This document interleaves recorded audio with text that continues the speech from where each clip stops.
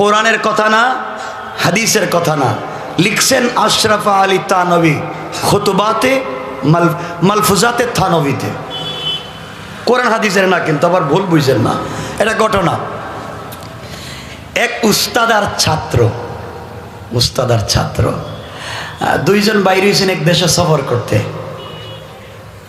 দেশে গিয়া দেখেন সব কিছুর দাম সমান।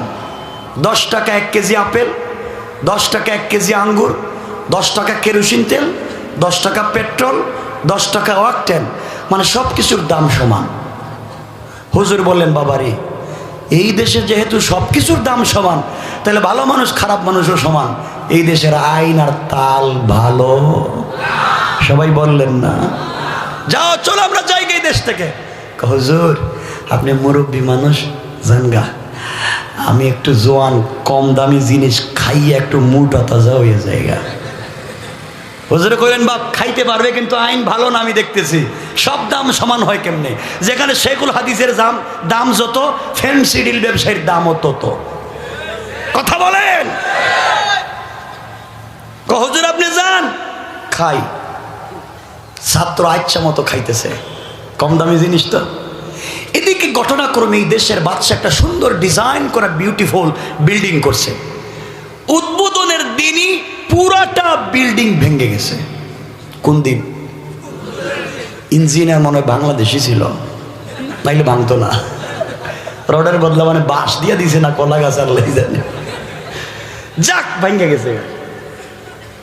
বাদশার তো মাথা গরম, এত টাকা দিয়ে বাড়ি বানাইছি, উদ্বোধনের আগেই ভেঙে গেল। যে ইঞ্জিনিয়ার ড্রয়িং করেছে তার মৃত্যুদণ্ড আর ফাঁসি। ভাঙলো কেন? ইঞ্জিনিয়ার কেন হইছে? তুমি কি বিল্ডিং বানাইছো? বিল্ডিং ভেঙে গেছে। স্যার আমার কোনো দোষ নাই, আমি শুধু কাগজে কলমে ড্রয়িং করছি, ডিজাইন করছি, একটা ইটেও হাত লাগাই নাই। সব কাজ করছে ঠিকাদার, আমি কিছু নাই, আমি তো কাগজে কলমে ড্রয়িং করে দিছি, আমার দোষ নাই। কয় ঠিক আছে, তোমার কথা সুন্দর, তুমি বেকসুর, খালাস, তুমি খালাস। ফাঁসি হচ্ছে ঠিকাদারের। ঠিকাদারে আনো, ঠিকাদারে আনা হয়েছে। এই মিয়া, কি বিল্ডিং বানাইছো? আমার বিল্ডিং ভেঙে গেছে, তোমার ফাঁসি। বাদশা বেয়াদবি মাফ করবেন, আমার কোনো দোষ নেই, কাজ আমি রাখছি, সব ঠিক আমি করছি, কিন্তু একটা ইট আমি লাগাই নাই, সব লাগাইছে মিস্ত্রি। কে কে? তো ফাঁসি আমাকে দিবেন, কেন দিলে মিস্ত্রি রে দেন। থ্যাংক ইউ, সুন্দর বুঝাইয়া বলতে, যাও তোমার খালাস। মিস্ত্রি রে আনইছে, এই মিস্ত্রি তোমার ফাঁসি, আমার বিল্ডিং ভেঙে গেছে। স্যার আমার কোনো দোষ নেই, আমি তো এক ইটের সাথে আরেকটা ইটের জয়েন্ট দিছি, কিন্তু এই যে মশলা, পানি, বালি, এরপরে সিমেন্ট, পাথর, এগুলো যে মিশাইয়া মশলা বানাইছে, অত জুগালি, ও মনে হয় পানি একটু বেশি দিছিল, এই জন্য বিল্ডিং ভেঙে গেছে। দুষ্ট আমার না, ও নরম করছে, বিল্ডিং ভাঙছে, ফাঁসি ওরে দেন। থ্যাংক ইউ, তোমার খালাস আনো। জুগালির আনোইস, কি বিল্ডিং করছ, কাজ ভেঙে গেছে, তোর ফাঁসি। স্যার আমার কোনো দোষ নাই, আমি তো এইভাবে প্রতিদিন পানি মিশাইয়া মাল মশলা বানাই, কিন্তু আমি একদিন মশলা ঠিক করতেছিলাম, আমার হাতে একটা বড় পানির বালতি ছিল। আপনার বাড়িতে একটা হাতি আছে, হাতির চালক একজন মাহুত আছে, হাতির গলায় একটা ঘুঙ্গুর আছে। ওই মাহুত কি করছে জানেন? আমার কাছে আইসা আচ্ছা মতো দিছে হাতির পিঠে বাড়ি, হাতি দিছে লাফ, ঘন্টায় হয়েছে আওয়াজ। আমি কইছি মনে হয় ইসরাফিলের সিংহায় ফুক দিছে, ভয় পেয়ে গেছি, পানি সব ফালাই দিছে, এই মাল মশলা সব নরম হয়ে গেছে। দোষ আমার না, ও মাহুত যদি বাড়ি দিব তে আমার সামনে দিছে কেন, আর দূরে গিয়ে দিল না। থ্যাংক ইউ, তুমি সুন্দর কথা বলেছো, যুক্তিসঙ্গত, তুমি খালাস। দেখতেছেন কই যাইতেছে ফাঁসিরা। প্রায় শেষ পর্যন্ত আনা হয়েছে এই মাহুতকে। মাহুতকে বলা হয়েছে, এই মেয়ে তোমার ফাঁসি। মাহুতকে আমার দোষ কি? তুই তো কি বাড়ি মারছস, আওয়াজ বেশি হয়েছে, ফাঁসি। আমার কোনো দোষ নেই, আমি প্রতিদিন এইভাবে হাতিরে পিটাই। কিন্তু বাদশা যে কর্মকার, হাতির গলায় গঙ্গুর দিছে, ও একটু আওয়াজ বেশি দিছে, আস্তে মারলে জোরে হয়। আমি তো আস্তে আওয়াজ মারছি, জোরে আওয়াজ হয়েছে, ফাঁসি দিলে কর্মকাররে দেন, ও আওয়াজ বেশি দিল কেন? থ্যাংক ইউ, যাও তুমিও খালাস। বিল্ডিং ভাঙছে বাদশাহ, এমন গেছে কর্মকারের কাছে, কর্মকারের ডাক দেওয়া হয়েছে। কর্মকার মনে করছে বাদশাহ হাদিয়া তুফা দিব। বাদশার দরবারে হাজির, আমার বিল্ডিং ভাঙছে, তোমার ফাঁসি। বিল্ডিং এর সাথে আমার কোনো সম্পর্কই নেই, বিল্ডিং আমি জীবনে দেখছিও না। দেখ আর না দেখ, তোর ফাঁসি, কোনো কথা নাই, আমার আইন কার্যকর করা লাগবে। স্যার তাইলে দেন, কোনো সমস্যা নেই, মইরেই যখন যাইব ছাড়বেন না, দিয়া দেন। তো কর্মকার গলায় যখন বাদশাহ দড়ি লাগাইয়া দিছে, কর্মকার মনে হচ্ছে আমার চাইতে আরো হালকা ছিল, আরো হালকা। গলায় যখন দড়ি দিছে তখন পায়ে দিয়ে বাইরে গেছে, গলায় আটকে না, গলায় দিলে পায়ে দিয়ে বাইরে যায়। বাদশাহ কয় কি রে, এটা কারে দইরা আনছস? কয় এটাই তো কর্মকার। কয় ছাইড়া দে, খালাস। কয় স্যার ফাঁসি। আমার আইন কার্যকর করাই লাগবে। তাহলে এটা ছাইড়া দিলে কি হইব? কয়টার গলায় আটকে না, ছেড়ে দে। তাহলে কেমনে কার্যকর করবেন? বাদশাহ বলে আমার দেশে ঘোষণা করো, যার গর্দনা মুটা তার ফাঁসি। দেখছেন, এখন আইন কার্যকর করাই লাগবে, যার গর্দনা মুটা তার ফাঁসি।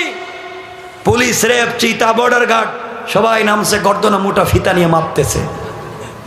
একদিন যাইতে যাইতে যাইতে যাইতে ওই যে ছাত্র কম দামি খাইয়া মুটো হয়েছে, বম্বাস্টিক মার্কা, এর বাসায় ঢুকে গেছে পুলিশ। ঢুকে গলায় মাপ দিয়া দেখে একবারে পারফেক্ট, 100-এ 100 গলা ঠিক আছে। কয় তোর ফাঁসি। আমার ফাঁসি মানে আমি ফরেনার, আমি ভিজিটার, আমি দেশে ঘুরতে আইছি, আমারে ফাঁসি দিবেন কেন? আমার অপরাধ কি? কয় তোর অপরাধ তোর গর্দনা মুটা। এই অপরাধে আমার ফাঁসি দিবেন, এটা কোনো কথা হইল? আমি তো কোনো অপরাধ করি নাই, তোর একটাই অপরাধ, গর্দনা মুটা। বাদশার দরবারে হাজির, বাদশাহ মহাখুশি। কয়ের ফাঁসি? কসার আমার দোষ কি? কি হয়েছে আপনার? কয় আমার বাড়ির বিল্ডিং ভাঙছে, তোর ফাঁসি। বিল্ডিং এর সাথে তো আমার কোনো সম্পর্ক নেই। কয় আছে, তোর গর্দনা মুটা। দেখতেছেন কই গেছে রায়। ছাত্র মনে করছে আর বাঁচার পথ নাই। কয় স্যার তাইলে দিবেন, যখন দিয়া দেন। হঠাৎ মনে পড়লো তার উস্তাদের কথা। উস্তাদ তো বলছিলেন এই দেশের আইন ভালো না, এখন বিপদে পড়ছি। বাদশা বলতেছে কি রে, মরার আগে তোর কোনো চাহিদা আছে? কয় আছে। কি চাহিদা? স্যার আমার একজন উস্তাদ ছিলেন, তার সাথে একটা মিনিট দেখা করতাম, উনি বলছিলেন এই দেশের আইন ভালো না, এখন বিপদে পড়ছি, যা দেখা করছি। হুজুর আপনি বলছিলেন এই দেশের আইন ভালো না, খাইয়া তো বিপদে পড়ছি, আমার গর্দনা মুট হয়েছে, বাদশার ঘর ভাঙছে, আমার ফাঁসি, আপনি বাঁচান। আমি তো আগে কইছিলাম যাইস না, এখন খা। হুজুর আপনি তো আমার উস্তাদ, আর উস্তাদের মায়ের তো শেষ রাত্রে, একটু দেন না। তাইলে শোন, আগামীকালকে যখন তোর গলায় ফাঁসির দড়ি লাগাইয়া দেয়া হবে, ওই সময় আমি স্টেজে উঠে যাব, উঠে লাত দিয়ে তোকে ফালাই দিব, দিয়া বলবো আমাকে দেও, তুই ওইটা বলবে আমাকে দেও, আমরা মারামারি লাগাই দিব। হুজুর মারামারি করতে করতে যদি টান দিয়ে মাইরে ফেলে আমারে, আমরা মারামারি লাগাই দিব, তুই বলবে আমারে দো, আমি বলবি তোরে দো, একসাথে মারামারি। ঠিক আছে। সকালবেলা যখন ছাত্রের গলায় দড়ি লাগাইয়া দেওয়া হচ্ছে, উস্তাদ স্টেজে উঠে বলছেন লাত দিয়ে ওরে ফেলায়, আমারে দাও। ছাত্র ওইটা কয় আমারে দাও, দুজন লাগাইছে মারামারি। বাদশা কই কি রে, ফাঁসির দড়ি দিয়ে জুইলা মরবার জন্য এরা প্রতিযোগিতা করে কেন? মানুষ ভাগে আর এরা দেখি প্রতিযোগিতা করে, ব্যাপারটা কি? এই থামো, 1 মিনিট দেখি কি হয়েছে। বাচ্চা বলতেছে বাবা কি হয়েছে, আপনি মারামারি করেন কেন? ওই ছেলেটারে ফাঁসি দিতে চাই। বাচ্চা আপনি বুঝবেন না, ওইটা কম বয়সী ছেলে, ছেড়ে দেন, আমারা দিয়ে দেন। রহস্যটা কি, কারণটা কি? কারণ আপনি জানবেন? আমি জানতে চাই। কারণ হলো বাচ্চা, আগামীকালকে আমি গতকালকে রাত্রে ঘুমিয়ে গিয়েছিলাম, হঠাৎ করে গভীর রাত্রে আল্লাহ আমার কাছে টেলিফোন করছেন। আল্লাহ নাকি টেলিফোন করে? টেলিফোন করে কি কইছে? আল্লাহ টেলিফোন করে বলছেন তুমি একটা ফাঁসির দড়ি কিনে আনছো, এই দড়িতে ঝুলে যেই ব্যক্তি মরবে সে বিনা হিসাবে জান্নাত। আমি চিন্তা করলাম, আমার এই ছাত্র মোটা তাজা হোক, আরো খাক, জোয়ান মানুষ, আমার যেহেতু হায়াত কমে গেছে, বুড়ো হয়ে গেছি, মরার আগে সহজ জান্নাত পাইলাম, তো এই জন্য আমি মারামারি করতেছি, আমারে দিয়ে দেন। বাচ্চা কয়, হ্যাঁ কি বললেন? আমার টাকায় দড়ি কিনে আনছি, আমার দেশে থাকা, আমার দেশে খাইয়া, আমার টাকায় কিনা দড়িতে ঝুললা আমার আগে জান্নাতে যাইবা না? কাজ হয়ে গেছে। আল্লাহ বলেন, ওয়া মাকারু ওয়া মাকারাল্লাহ, কৌশলটা আমার। তুই বলছিলে মারবে, এখন তুই মর। কথা বুঝতে পেরেছেন? এই জন্য আল্লাহর সাথে কৌশল করা যায় না। টাকার বিনিময়ে 100-200 ছেলের সঙ্গে জেনা করে, টাকার বিনিময়ে যে কারো সামনে কাপড় খুলতে তার লজ্জা নয়। এই মেয়েটা একদিন রাত্রবেলা জেনা করে, সকালবেলা চলে যাচ্ছে তার বাড়িতে, যার কাপড় খুলতে লজ্জা নয়, 100-200 ছেলের সঙ্গে জেনা করে। রাস্তায় যাওয়ার পরে দেখে আল্লাহর একটা নাপাক সৃষ্টি কুকুর, কুত্তা রাস্তায় বৈশাখ কামতেছে, জিব্বা বের করে পানি পায় না, কূপের নিচে পানি। মেয়েটা চিন্তা করে, কত যুবকের সামনে টাকার বিনিময়ে তো জামা কাপড় খুললাম, চরিত্র নষ্ট করলাম টাকার বিনিময়, আজকে আল্লাহর একটা কুত্তা সৃষ্টি পানি পান করতে পারে না, যুবকদের জন্য চরিত্র নষ্ট করলাম, কাপড় খুলে, কুকুরের জন্য আজকে ওড়না খুলে মানবতা দেখাই।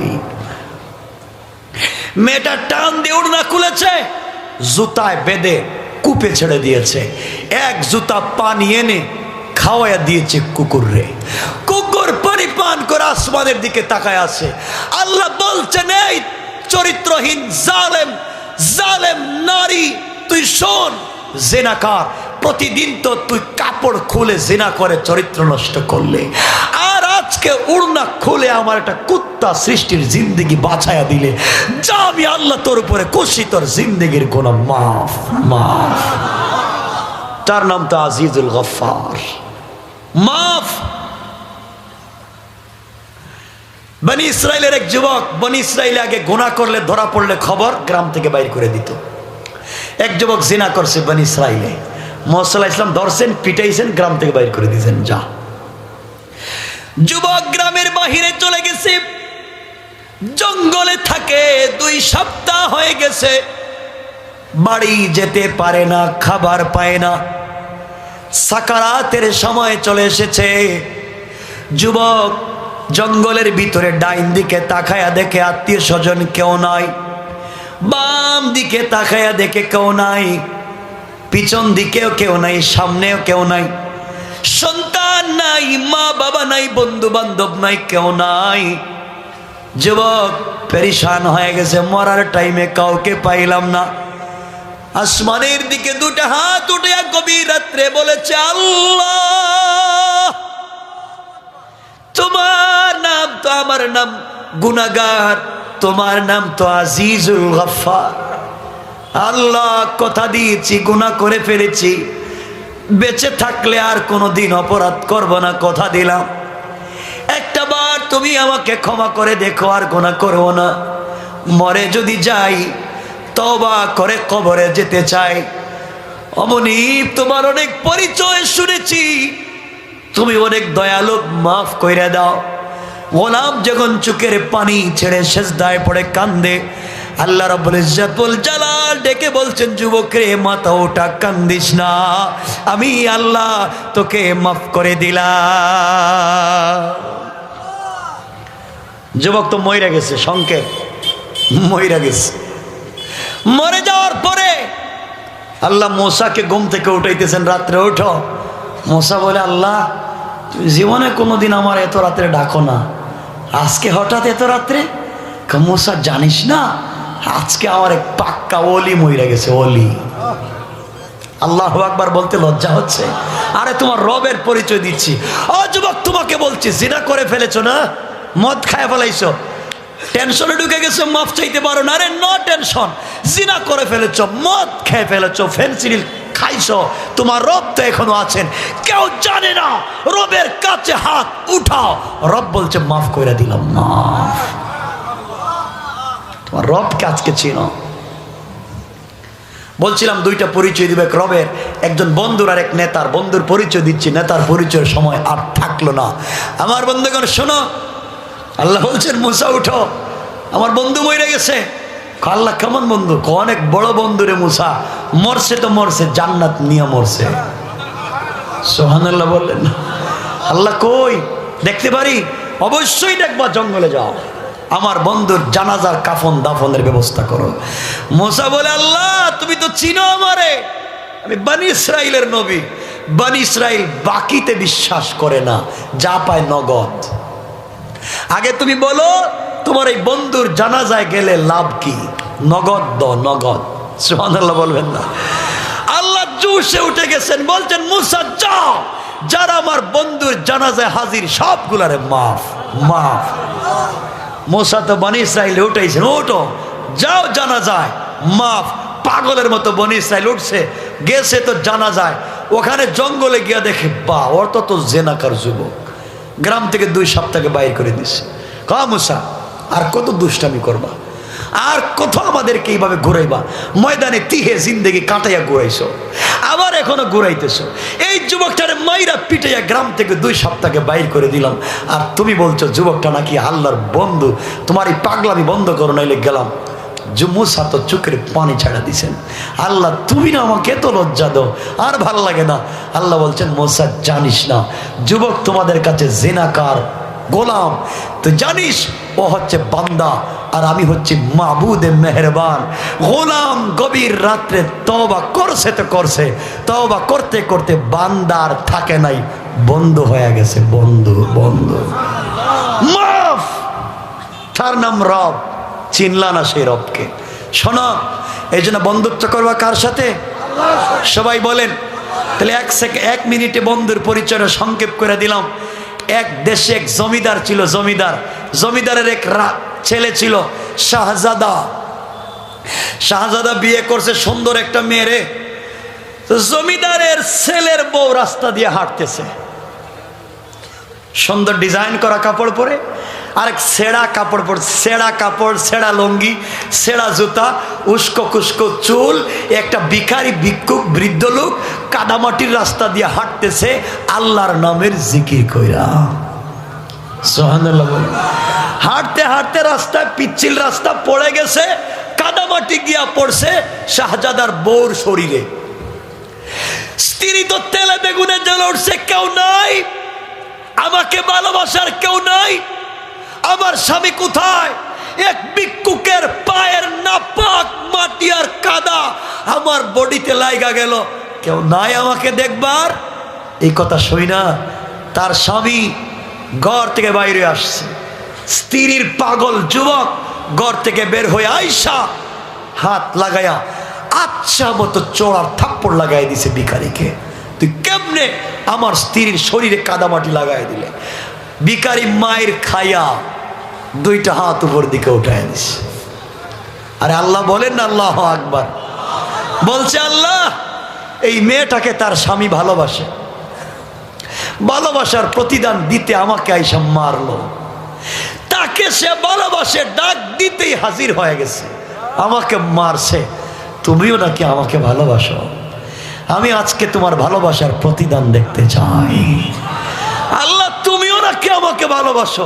তোমার ভালোবাসার প্রতিদানটা দেখাও। বলতে দেরি শাহজাদা ঠাস করে মাটিতে পড়ে মরে গেছে। বাদশাহ আসছে, কি রে আমার ছেলে মরে গেল কেন?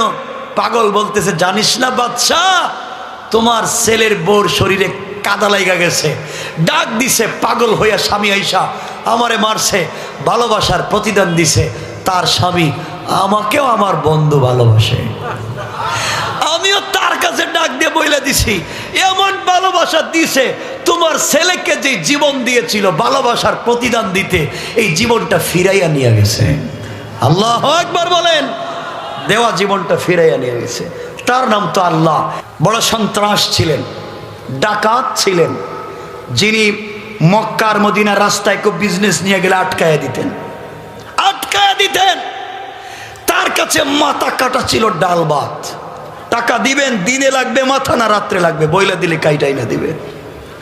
এই লোকটা রাসূল পাকের কাছে গেলেন, নোরানি চেহারা দেখলেন তো আর মাথা কাটলেন না, নিজের জিন্দেগিকে তার কদমে ছেড়ে দিলেন।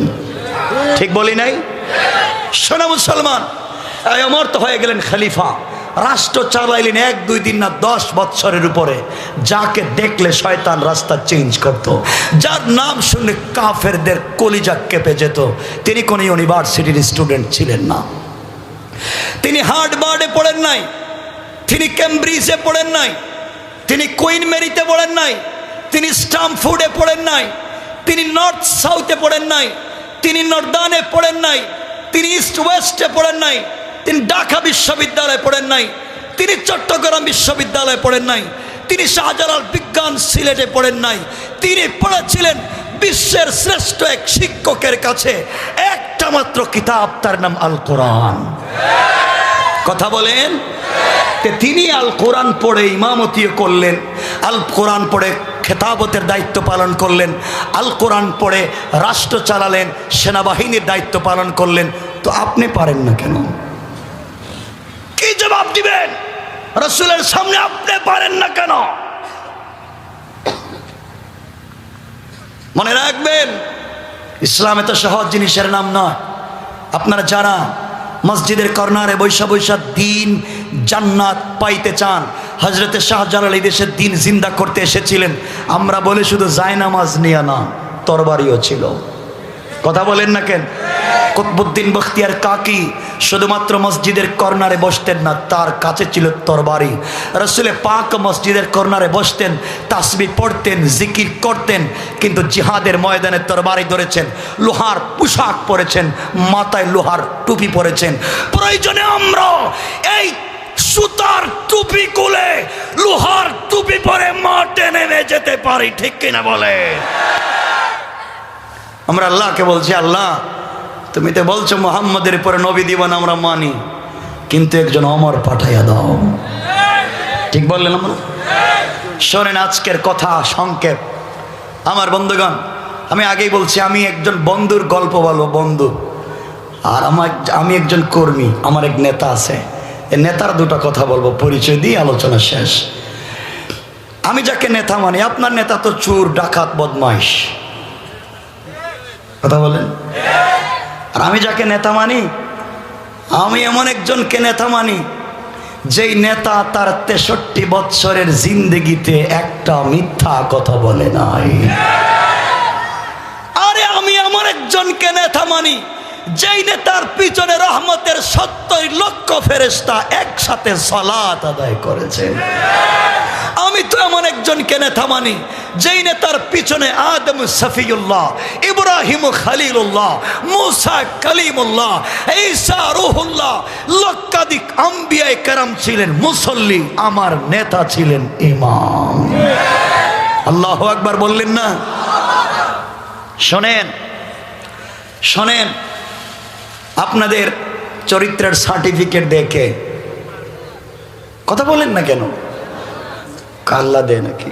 তা মিথ্যা কথা বলে ফেলেন, আল্লাহ ঠেকছে আপনার এখানে এসে সার্টিফিকেট দিব যে চরিত্র। আমাদের চরিত্রের সার্টিফিকেট দেয় ইউনিয়নের চেয়ারম্যান, মেম্বার, কমিশনার, পৌর মেয়র। ঠিক বললাম না? দেখবেন আজকালকে দুঃখ হচ্ছে কি, যে মসজিদের অনেক ইমাম আছেন যারা মসজিদের মিম্বরে বসে সত্য কথা বলেন না। বললে চাকরি, তো আল্লাহ বলছেন তুমি চাকরি করো কেন? অবিসামায় রিজকুকুম, তোমার রিজিক তো আসমানে দেই আমি। তুমি যখন তোমার বাবার পিঠে নাপাক বিদগুটে পানি ছিলে, তার আগেও তো রিজিকের ব্যবস্থা করেছি। তুমি শুধু কেশিয়ারের পকেটে খুঁজো কেন? আর বাংলাদেশের আমি জানি না চকরিয়ার অবস্থা, বাংলাদেশের ম্যাক্সিমাম মসজিদের সভাপতি সুদখোর, ক্যাশিয়ার ঘুষখোর, আর সেক্রেটারি দুর্নীতিবাজ আর চাঁদাবাজ। ইমাম তো সত্য কথা কইতে পারে না, কারণ কইলি চাকরি নাই। ঠিক বললাম না? একদিন ইমাম সাহেব চিন্তা করছে, আল্লাহ যা করে করুক, এটা সুদের বিরুদ্ধে ওয়াজ করে দিই। আহমদ ওয়াজ শুরু করছে, মসজিদের ডাইন দিকে তাকায় দেখে সভাপতি, দাড়ি নাভি পর্যন্ত লম্বা, হাতে 3 হাত লম্বা তসবি, কিন্তু এলাকার সব থেকে বড় সুদের কারবারি। কথা বলেন আছে না নাই? কত বড় শয়তান, টাটকা শয়তান। চিনতে হইলে দাড়িওয়ালাই সুদ করে দেখবেন, টাটকা অরিজিনাল শয়তান। আল্লাহর কাছে গিয়ে শয়তানকে, আল্লাহ তুমি আমার কোনোদিন সুদ খাইতে দেখছো? কয় না তো। আমি তো দেখলাম না সুদ খাইতে। তাহলে আমারে শয়তান বানাইছো কেরে? এই টাটকা শয়তানটা সভাপতি বানাইছো কেরে? ওর চাইতে তো আমি বহুত ভালো আছি। কথা শুনেন, ইমাম সাহেব চিন্তা করছেন, বাপ চাকরি যাওয়ায় লাভ নাই, সুদের বিরুদ্ধে ওয়াজ বাতিল, সভাপতি বসা। কতলে ঘুষের বিরুদ্ধে ওয়াজ করি। নাহমেদ হুবইলা ঘুষের ওয়াজ শুরু করছে। বাম দিকে তাকায় দেখে সেক্রেটারি, সাবেক দারোগা, ঘুষ খাইতে খাইতে সিএনজি ড্রাইভারের কাছ থেকে সিগারেটের অর্ধেকও খাইছে। কথা বলেন ঠিক কিনা? ইমাম সাহেবকে, আল্লাহ আমার কোন বিপদে ফলাইছো, চাকরি তো জাপসা হয়ে গেছে গা। তাহলে আল্লাহ যা করে করবে। আজকে যারা ভূমি দখল করে, পাবলিকের কালভার্টের টাকা, মসজিদের কেসের টাকা, মাদ্রাসার কেসের টাকা মাইরা খায়, এতিমের টাকা, বৃদ্ধের ভাতার টাকা, বিধবার ভাতার টাকা, বাচ্চাদের স্কুলের দুধের টাকা যারা মাইরা খায়, এদের বিরুদ্ধে ওয়াজ শুরু করে দিই। ওয়াজ শুরু করে সামনে দেখে ক্যাশিয়ার, সাবেক মেম্বার, কত মহিলার বিধবার টাকা খাইছে, কত মসজিদের চালের গমের টাকা খাইছে। ইমাম সাহেবকে, আল্লাহ সব শেষ আজকে। তাহলে ডাইরেক্ট ইমাম সাহেব গেছে গা এলাকার গুরুস্থানে। গুরুস্থানের ওয়াজ মাটির নিচের ওয়াজ, উপরের কোনো ওয়াজ নাই। সভাপতি কয় মাশাল্লাহ, সেক্রেটারি কে আলহামদুলিল্লাহ, ক্যাশিয়ার কো জাযাকাল্লাহ, বাপ খুব খুশি হয়েছি, আগামীতে ভাষ্য বাড়াইয়া দিলাম, খুব খুশি। আল্লাহ কয় কবরে খবর আছে। কথা বলেন না কেন? শোনো যুবক আমার, তোমার কষ্ট হচ্ছে আপনাদের? একটু হাতটা দেখেন তো, কার কার কষ্ট হচ্ছে? আল্লাহ, এই 11:15 কষ্ট হইতেছে, হচ্ছে? অসুবিধা হয়? শোনেন, সামনে গেলে বুঝতে পারবেন কি বলতে চাই অ্যাকচুয়ালি আজকে। আমার মুসলমান বন্ধুগণ শোনো, শোনো মুসলমান, মসজিদে যদি ইমাম নিয়োগ দিতে হয়, ইমাম নিয়োগ দেওয়ার আগে দেখা হয় ইমামের দাড়ি আছে কিনা, ইমাম 5 ওয়াক্ত নামাজ পড়ে কিনা, ইমামের বউ পর্দা করে কিনা, ইমাম হাঁটে জোরে না আস্তে, কম খায় না বেশি খায়। কথা কম দেখেন, এত কিছু দেখে ইমাম রাখেন। এরপরে দেখেন ইমাম আমানতদার কিনা। দেখেননি আপনারা? কথা কয় না কেন? তো ইমাম আমানতদার দিয়ে আপনি কি করবেন? ইমাম চোর আর ডাকাত যাই হোক, আপনি নামাজ পড়বেন। আমানতদার দেখবেন ক্যাশিয়ার রে। কথা কন না কেন? টাকা থাকে ক্যাশিয়ারের কাছে, ও বেচারারা দেখবেন আমানতদার কিনা। আপনি খোঁজেন ইমাম আমানতদার। মুসলমান শুনো, 100, 200 আর 500 জন মুসল্লির ইমাম আমানতদার খুঁজেন, ভালো মানুষ খুঁজেন, না হয় নামাজ পড়েন না। 16 কোটি মুসলমানের ইমাম যাকে বানাবেন, মসজিদের ইমামের চাইতে আরো বড় আমানতদার হওয়া লাগবে। মুসলমান মসজিদের মুসল্লি 3/4 প্যান্ট পরে হওয়া যায়? কয় না, হওয়া যায় না? যায়। দাড়ি কেটে মুসল্লি হওয়া যায়, স্যান্ডো গেঞ্জি পরে মুসল্লি সাজা যায়, প্যান্ট শার্টটাই পরে মুসল্লি হওয়া যায়। দাড়ি কেটে মদপান করে মুসল্লি হওয়া যায়, ফ্যান্সি ডিলের ব্যবসা করে মুসল্লি হওয়া যায়, জেনা করে মুসল্লি হওয়া যায়। কিন্তু ইমাম যিনি হবেন, দাড়ি কাটলে হবে না, ফ্যান্সি ডিল কোর হলে হবে না, সুদ ঘুষখোর কল হলে হবে। কথা বলেন। 300 জন মুসল্লির ইমাম যদি এমন হওয়া লাগে, সুদখোর ঘুষখোর মুসল্লি যদি ইমাম সুদখোর ঘুষখোর বানাতে চায় না, 18 কোটি মুসলমানের ইমাম যাকে বানাইবেন, যার কাছে কোটি কোটি টাকার বাজেট আসবে, তাদেরকে গম চোর, চাউল চোর, কালবাডের টাকা চোর এমন শয়তানদেরকে বানানোর চাইতে মসজিদের ইমামের চাইতে বড় আমানতদারের দরকার। ঠিক কিনা বলেন? ওই জায়গায় তো বানান না। তাহলে মুসলমান শোনো, একটা বাস, একটা কি বাস তো চিনেন, বাস গাড়ি চকরিয়া থেকে ঢাকা যাবে, সিট আছে 40টা। কয়টা? 40টা। 10টা সিটে বসেছেন বাংলাদেশে বিশ্ববিখ্যাত 10 জন পীর। কি পীর? আরো 10টা সিটে বসেছেন বিশ্ববিখ্যাত 10 জন শায়খুল হাদিস। কয়টা গেছে? আরো 10টা সিটে বিখ্যাত 10 জন আল্লামা। কয়টা গেছে? আপনারা বলেন তো, গাড়ির মতো বরকতি গাড়ি আছে ভাই? কথা বলে না কেন? নাই। এই গাড়িতে বসে কেউ জিকির করেন, কেউ কোরআন পড়েন, কেউ কোরআন শরীফ পড়েন, কেউ আল্লাহর নামে তসবিহ পড়েন। ভালো কাজ না খারাপ? সবাই যাবেন ঢাকায়, প্যাসেঞ্জারের সিটে বসে যার যার মতো জিকির করেন, তসবিহ পড়েন। গাড়ি চলে যাচ্ছে ঢাকায়, সবাই ভালো মানুষ প্যাসেঞ্জারের সিটে বসে আছে, কিন্তু ড্রাইভিং সিটে যাকে বসিয়ে রেখেছেন সে একটা মাতাল। সে কি মাতাল? 1 বোতলের জায়গায় 2 বোতল খাইছে।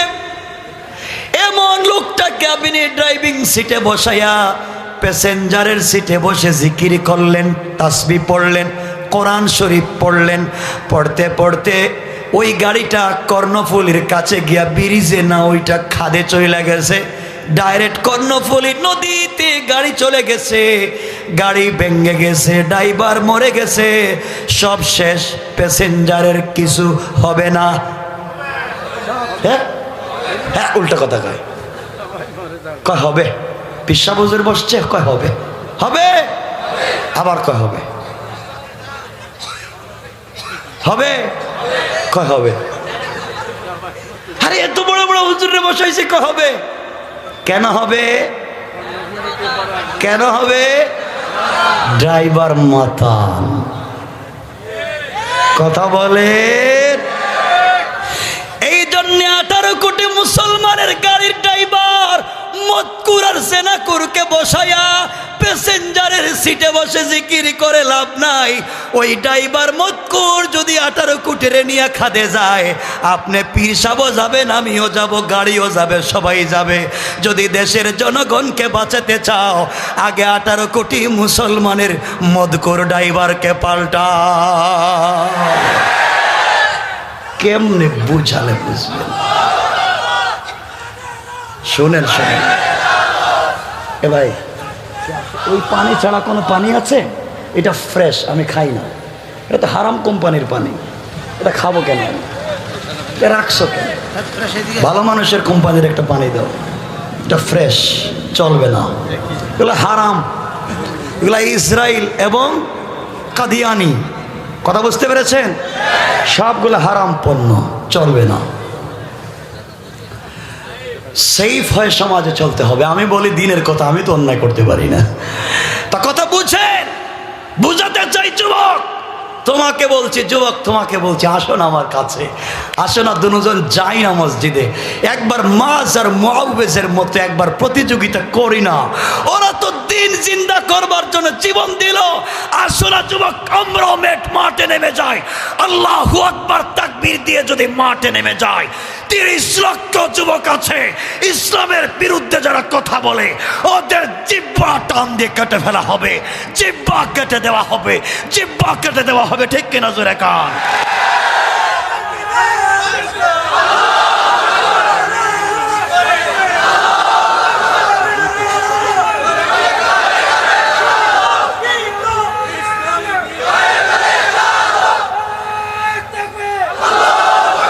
শোনো মুসলমান, দুঃখ হচ্ছে কি, আমরা তো ভুল জায়গায় পড়ে গেছি। কেন? আমি না একবার লম্বা সময় বিদেশে ছিলাম, দেশে থাকতে পারতাম না। ওই যে ডিসেম্বরে 2018-তে নির্বাচন ছিল জাতীয়, ঠিক বললাম না? দেশের বাইরে ছিলাম, চলে যাইতে হয়েছে। তো আসার সময় না একটা দেশে দিয়ে আসছি, যেই দেশে দেখলাম খালি মা বাবা নাই, ওদের মার অভাব নাই। মা কালী, মা সরস্বতী, মা লক্ষ্মী, মা দুর্গা, বাপ নাই। খুঁজতে খুঁজতে একটা বাপ পাইলাম না। আল্লাহ কোন দেশে আমারে পাঠাইলে, একটা বাপ নাই, এরা একদিন আব্বা কইতে পারে না। কষ্ট পাইলাম, যা জায়গা আমার দেশে। বাবা আমার দেশে আইসা দেখি খালি বাবা, খালি বাবা, মা নাই। বাবা দেওয়ানবাগি, বাবা রাজারবাগি, বাবা আটরশি, বাবা সুরেশ্বরী, বাবা জাকের মঞ্জিল, বাবা মাইস ভান্ডার, বাবা তালা বাবা, সালা বাবা, কুত্তা বাবা, শয়তান বাবা। কথা বলেন, জোরে বলেন। বাবার অভাব নাই। বললাম আল্লাহ রে, এদের একটা বাপ নাই, এদের একটা মা নাই, খালি বাপ। এই দুই মা বাপ তো এরা কোনোদিন আব্বা কইতে পারে না, এরা কোনোদিন আম্মা কইতে পারে না। তো এদেরকে যদি একটু বিয়া করাইয়া দিত কেউ, বিয়া, তো এদের ঘর থেকে যারা জন্ম নিবে এরাই রাস্তায় দাঁড়িয়ে উলামায়ে কেরামের ঘাড় মটকে দিতে চায়। এরা ইসলামী আন্দোলনের কর্মীদের বিরুদ্ধে গালি দেয়। মনে রাখবেন, এই দেশ আলিম ওলামার দেশ, পীর বুজুর্গের দেশ, অলি আব্দালের দেশ, গৌস কুতুবের দেশ, মাদ্রাসা মসজিদের দেশ, আযান ইকামতের দেশ, ইসলামী আন্দোলনের দেশ। এই দেশের ভিতরে মাদ্রাসা মসজিদের বিরুদ্ধে কথা বললে পিঠের চামড়া থাকবে না, চামড়া থাকবে না।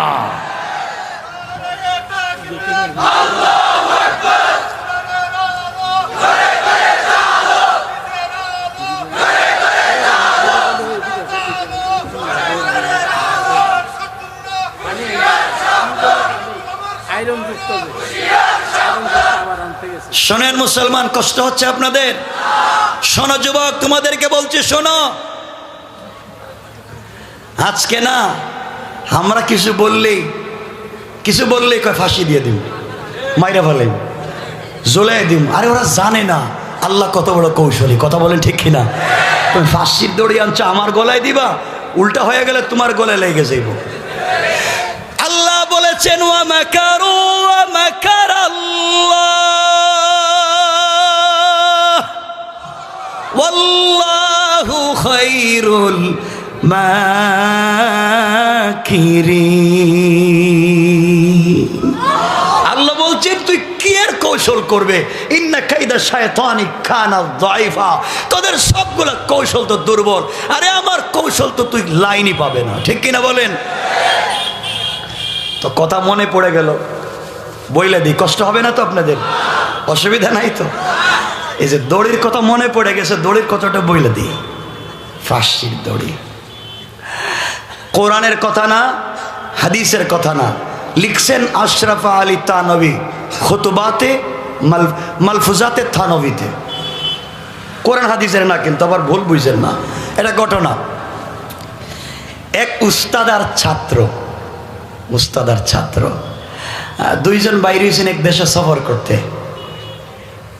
দেশে গিয়া দেখেন সব কিছুর দাম সমান। 10 টাকা 1 কেজি আপেল, 10 টাকা 1 কেজি আঙ্গুর, 10 টাকা কেরোসিন তেল, 10 টাকা পেট্রোল, 10 টাকা অকটেন, মানে সব কিছুর দাম সমান। হুজুর বললেন বাবারে, এই দেশে যেহেতু সব কিছুর দাম সমান, তাহলে ভালো মানুষ খারাপ মানুষও সমান। এই দেশের আইন আর তাল ভালো। সবাই বললেন না? যাও চলো আমরা যাই এই দেশ থেকে।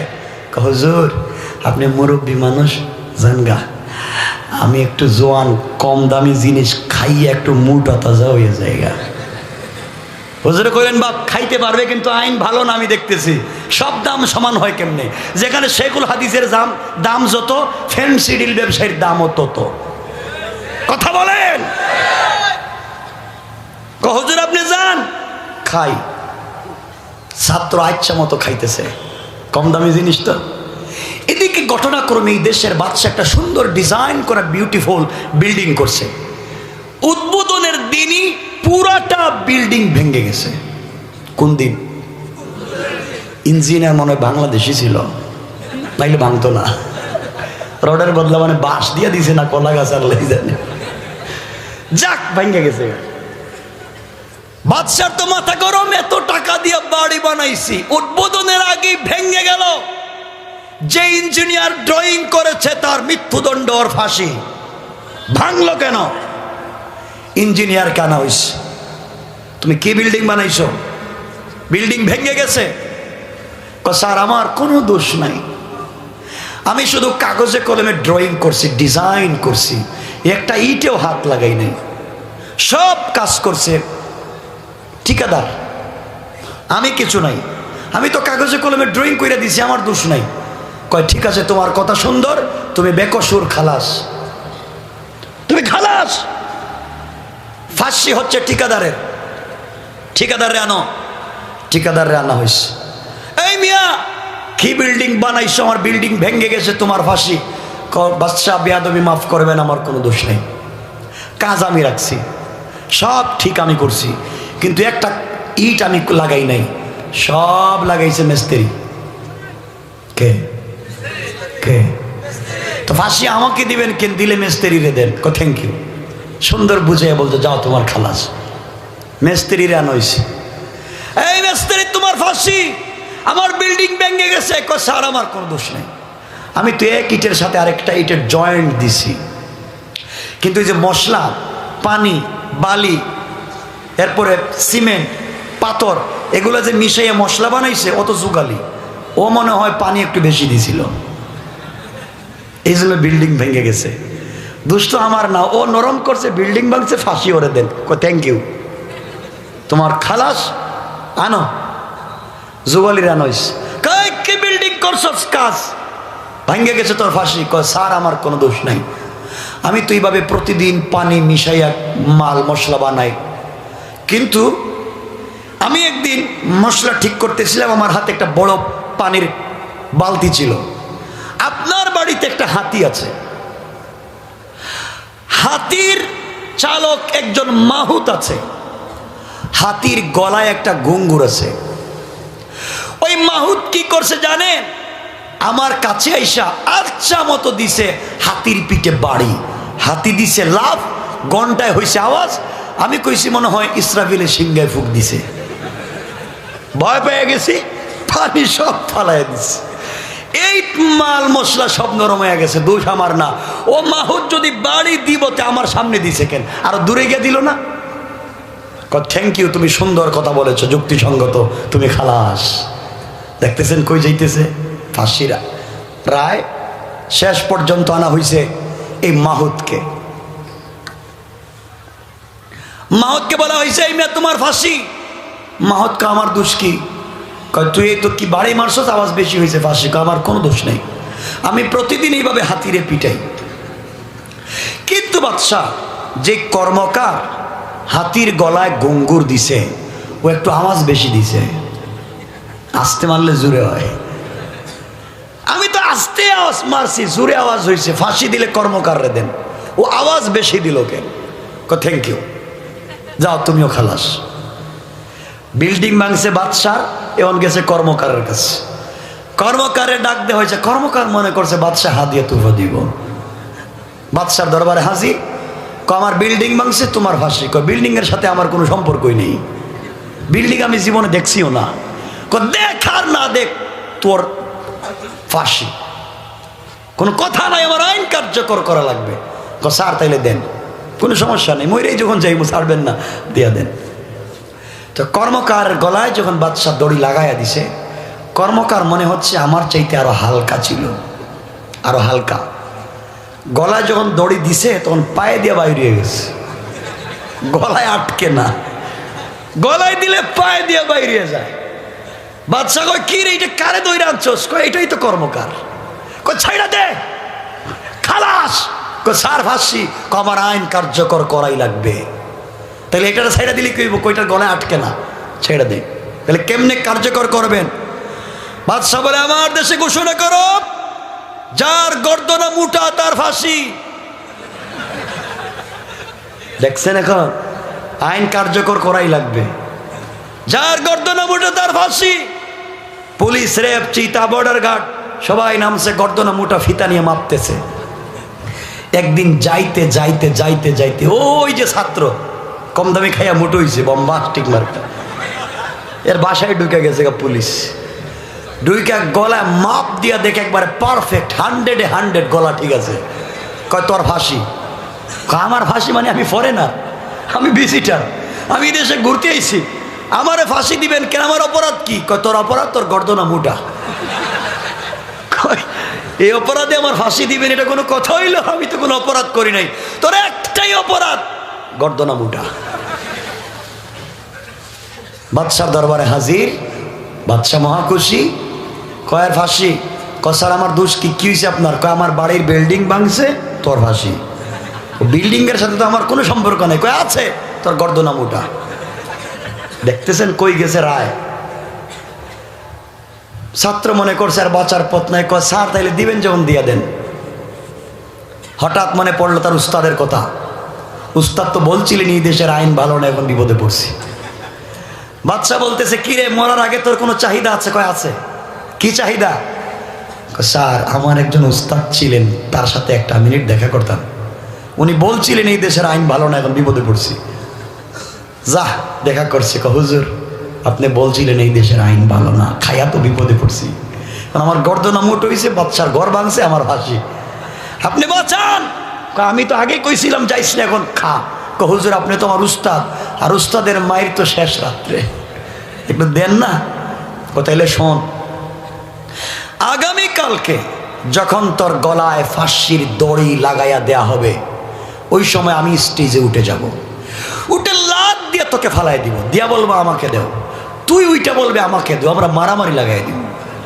হুজুর মারামারি করতে করতে যদি টান দিয়ে মাইরা ফেলে আমারে, আমরা মারামারি লাগাই দিব, তুই বলবে আমারে দাও, আমি বলবি তোরে দাও, একসাথে মারামারি। কই ঠিক আছে।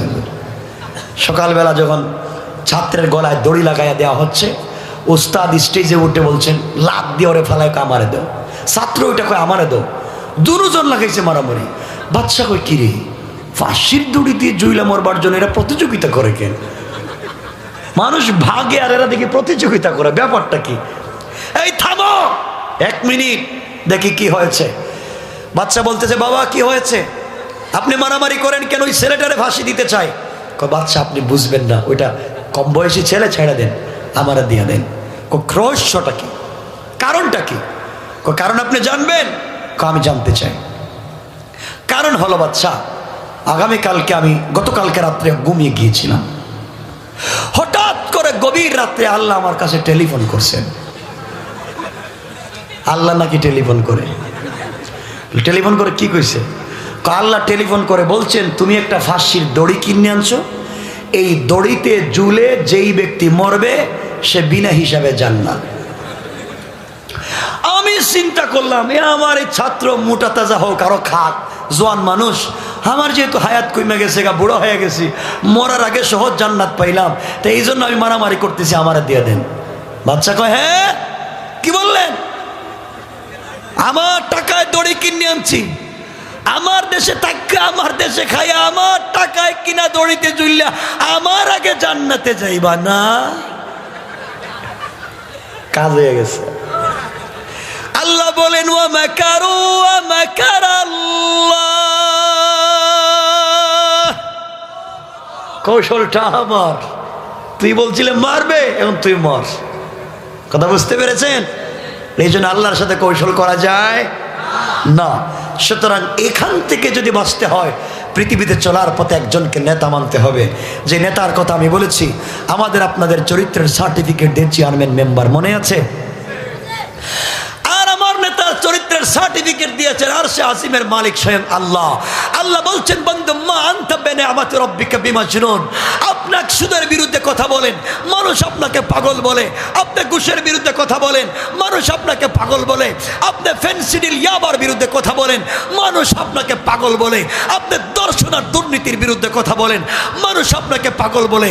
আপনি আপনার রবের দয়ায় পাগল না। ইন্নাকা লাআলা খুলুকিন আযীম, আসমানের উপরে, আসমানের নিচে, জমিনের উপরে, জমিনের নিচে, আমার পরে উত্তম চরিত্র একমাত্র তোমার। সুবহানাল্লাহ বললেন না? শোনো মুসলমান, এই সমাজে চলতে গেলে যে কারো চরিত্র নিয়ে চললে জান্নাতে যাওয়া যাবে না। সেকুলারিজম, কমিউনিজম, মার্ক্সবাদ, পুঁজিবাদ, সমাজতন্ত্র, Old Testament, New Testament, gospel, Bible, Gita, Veda, Tripitaka, এগুলা দিয়ে মানুষের চরিত্রের পরিবর্তন করা যাবে না। মানুষের চরিত্রের যদি পরিবর্তন করতে হয়, আল্লাহ বলেছেন লাকাদ কানা লাকুম ফি রাসূলিল্লাহি উসওয়াতুন হাসানা, আমি আমার মুহাম্মাদের মধ্যে শ্রেষ্ঠ আদর্শ রেখে দিয়েছি। তার আদর্শ যদি গ্রহণ করতে পারো, দুনিয়ায় কামিয়াব, মরে গেলে হিসাব চড়ার জন্য। সুবহানাল্লাহ বললেন না? এই নবীজির চরিত্র নিয়ে মরতে চান? কথা বলেন। শোনো যুবক, আজকে যুবকেরা তো আল্লাহরে চিনে না, আল্লাহর পরিচয় ভুলে গেছে। যুবক, তোমাকে কিছু বললেই তুমি বলো ব্যস্ত।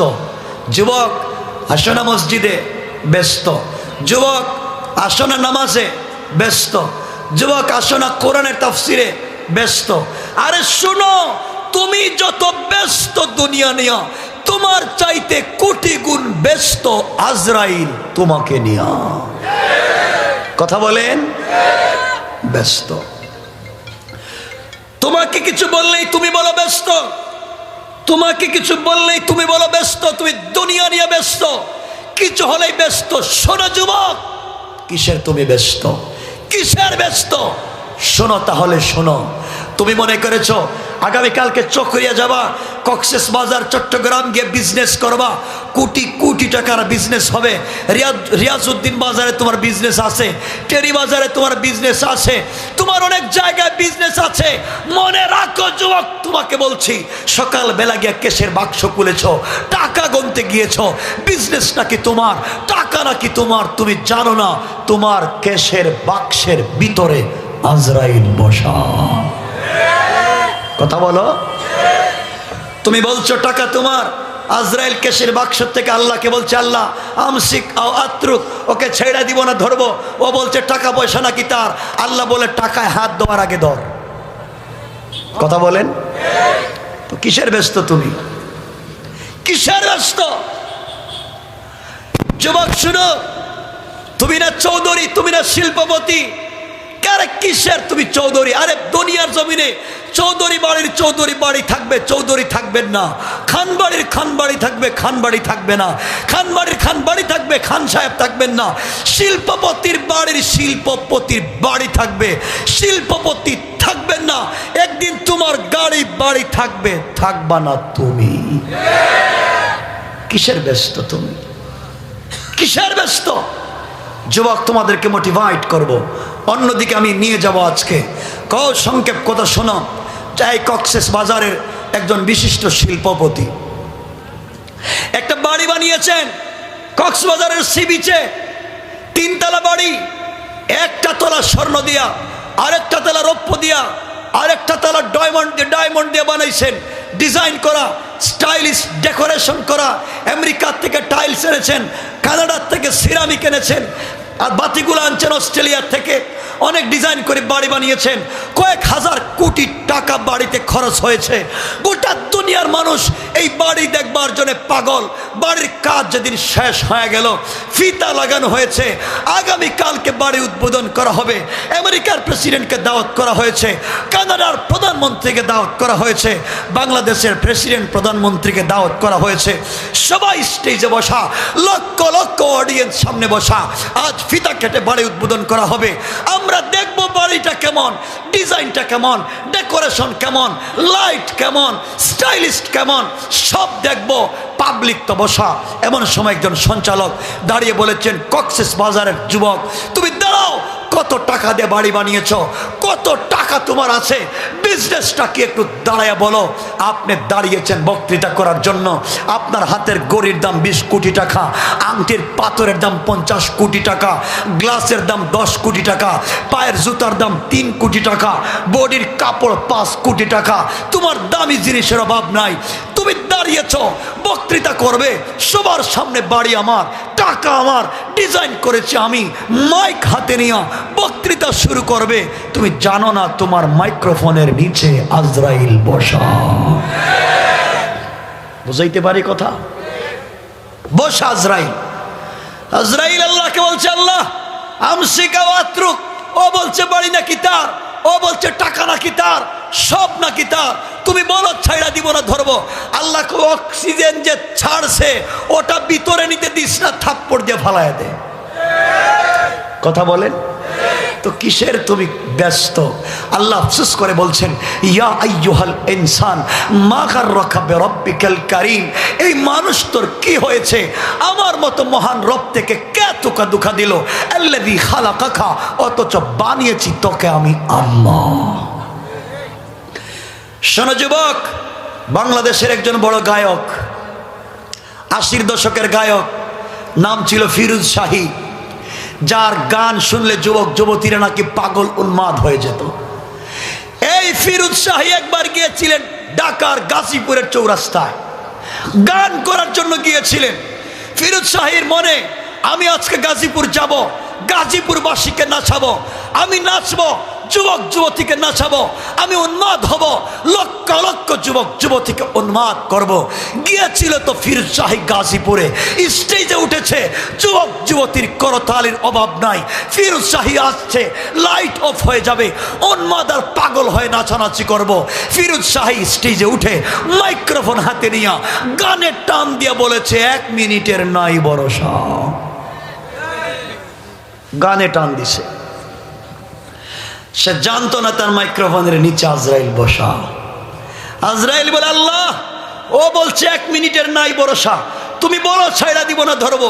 আল্লাহ কই অক্সিজেনটা তো বাইর করছে, ভিতরে নিতে দিস না, জায়গায় দাঁড় করায়া দে। শেষ শেষ ফিরোজ শাহী, নাচা বন্ধ, গাওয়া বন্ধ। তো তুমি কিসের ব্যস্ত? তোমাকে তো খুঁজতেছে আজরাইল। কথা বলেন, ব্যস্ত তুমি যুবক। যুবক শোনো, তোমাকে বলতেছি, কষ্ট হচ্ছে আমার কথায়? শোনো, খুব লম্বা কথা না। বন্ধু বানাতে পারো না, বন্ধুর পরিচয় কখন? বিপদে। বন্ধুর পরিচয় বিপদে না? বন্ধুর পরিচয় কখন পাই? বিপদের সময় যে থাকে সে অরিজিনাল বন্ধু।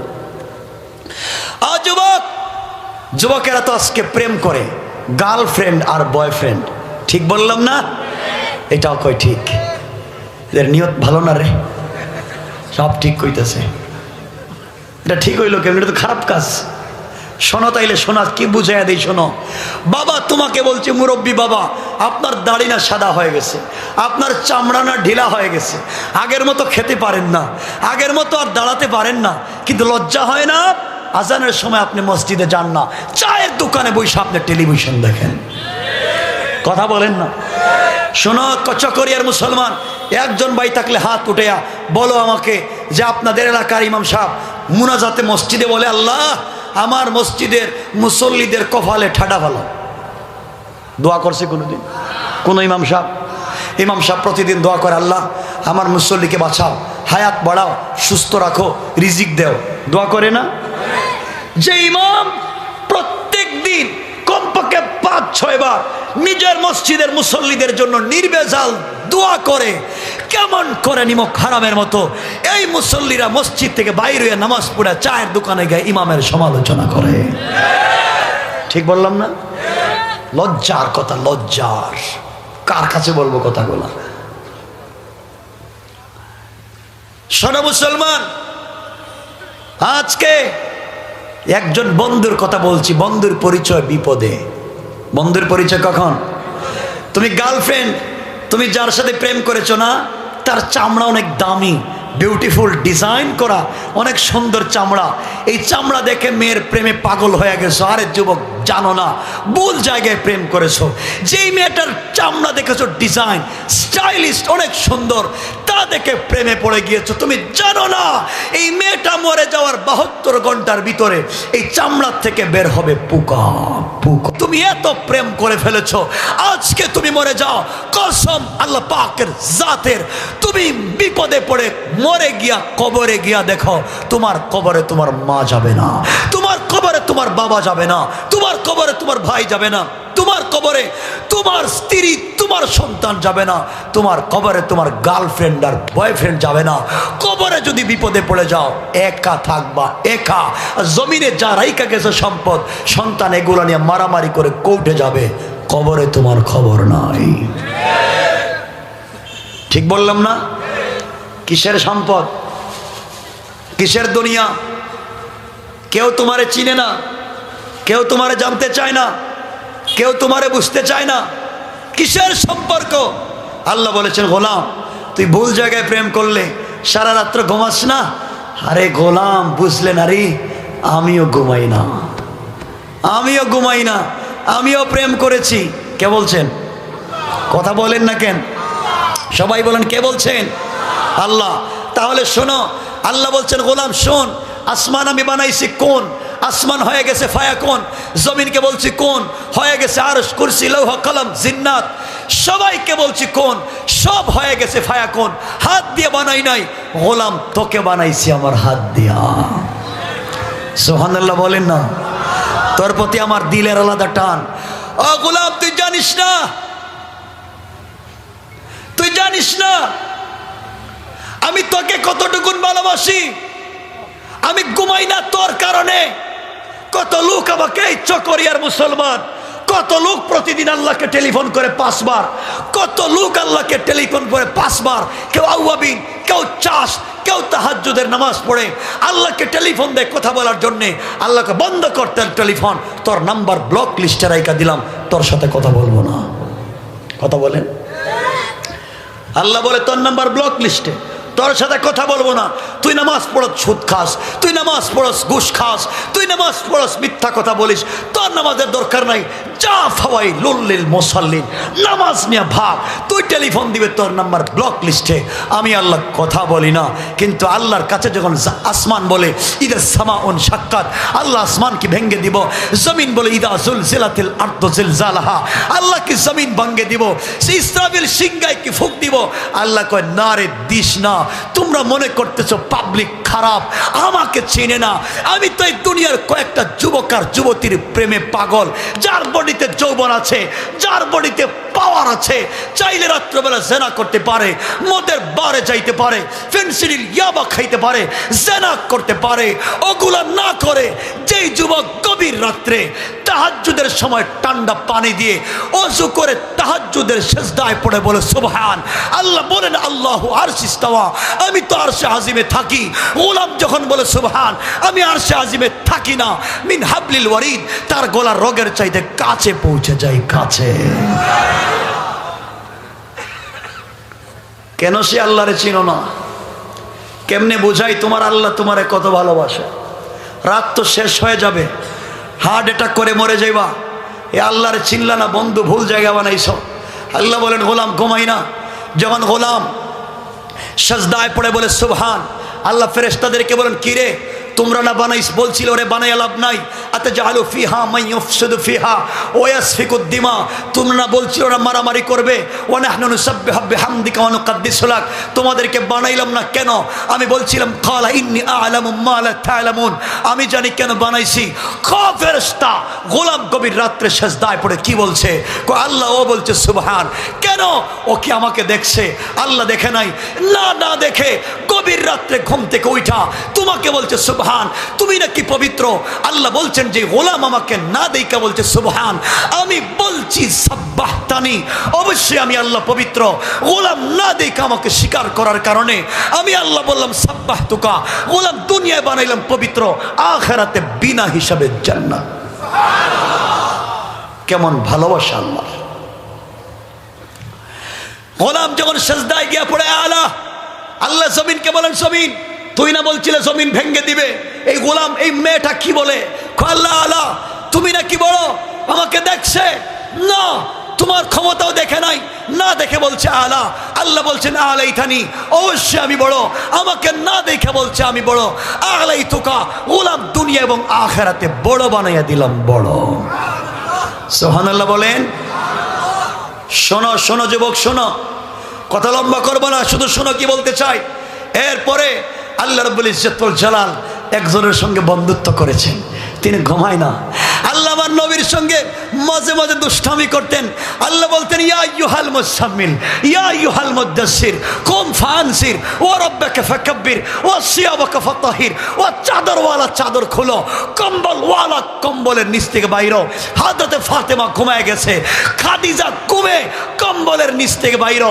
আমি আল্লাহর একা একা আরশে আজিমে ভালো লাগে না। লা তাখুযু সিনাতুম ওয়ালা নাওম, আমি আল্লাহ তো ঘুমাই না, তোমার সঙ্গে কথা বলতে চাই। আরশে আজিমের সবাই ঘুমে, আসমানের সবাই ঘুমে, জমিনের পাখিগুলা ঘুমায় গিয়েছে। মা তার মেয়েকে জড়ায় ঘুমায়, বাবা তার ছেলেকে জড়ায় ঘুমায়, ভাই তার ভাইকে জড়ায় ঘুমায়, স্বামী তার স্ত্রীকে জড়ায় ঘুমায়। আমি আল্লাহ ঘুমাই না, তোমার সঙ্গে কথা বলতে চাই। বন্ধু ঘুম থেকে উঠো, আমি আরশে আজিমে না, তোমার দরজায় দাঁড়াইয়া আছি, দাঁড়াইয়া। সে রব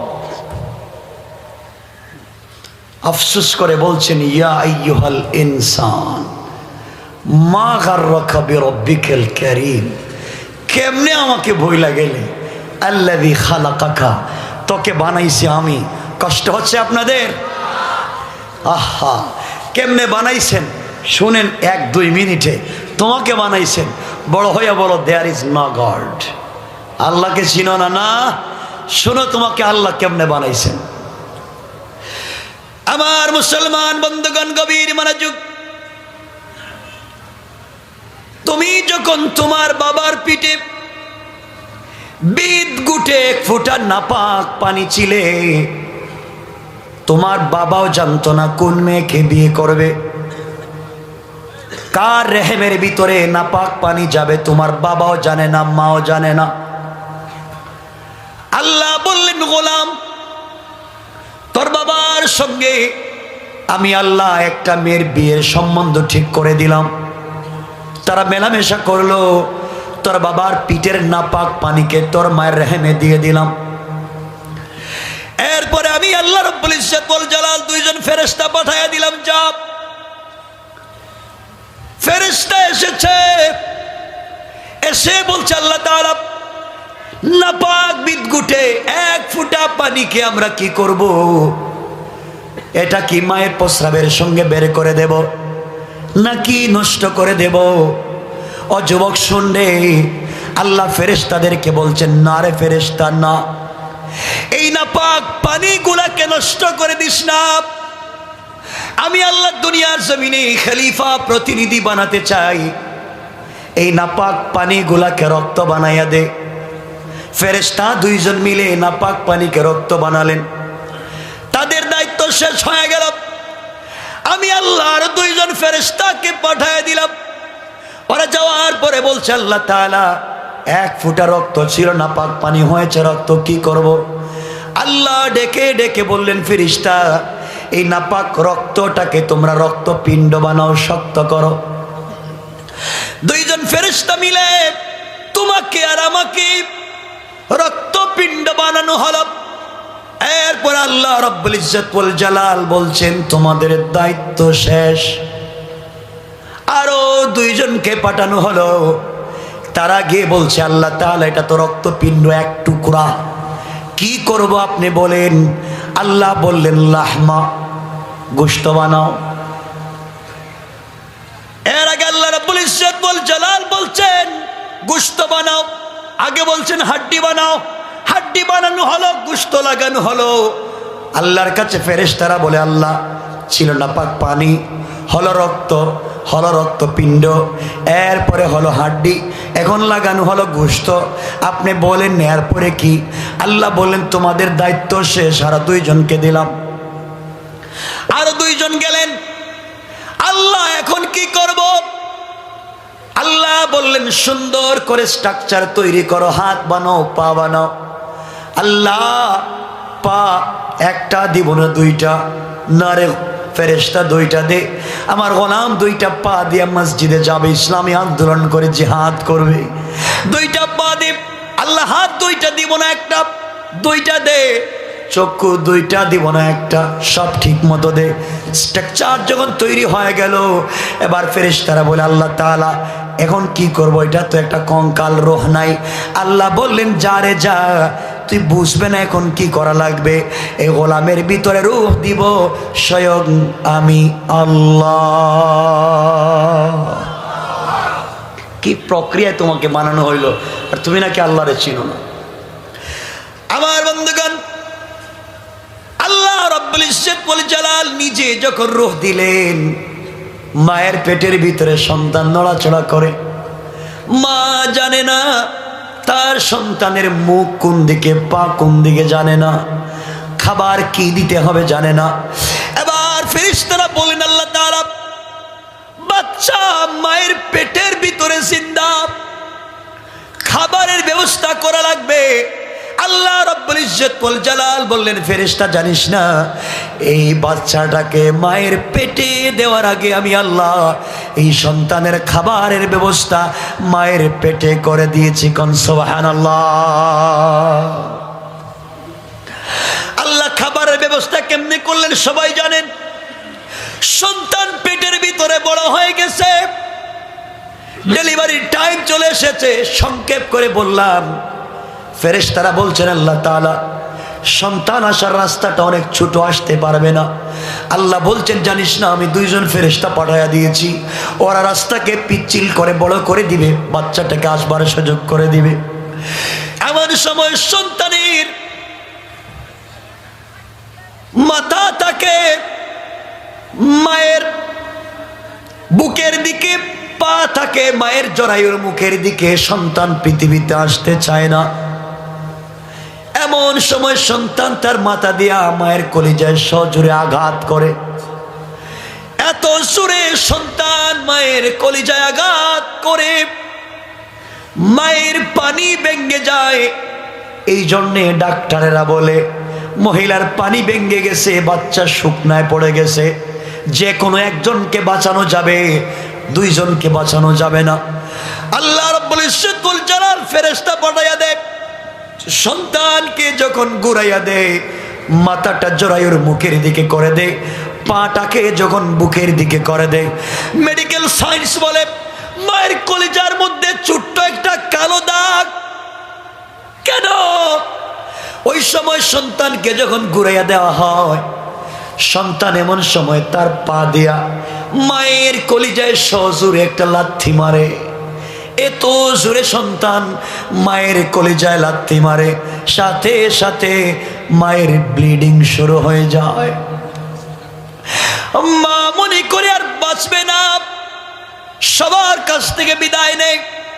যেই মা তোমার বাবার বাড়িতে সুন্দর শাড়ি পরে এসেছিল লাল বেনারসি, মেডিকেলে চলে যায়, ওটিতে চলে যায়, হসপিটাল থিয়েটারে চলে যায়, মা তো মরে যাবে কিনা বাঁচবে জানে না।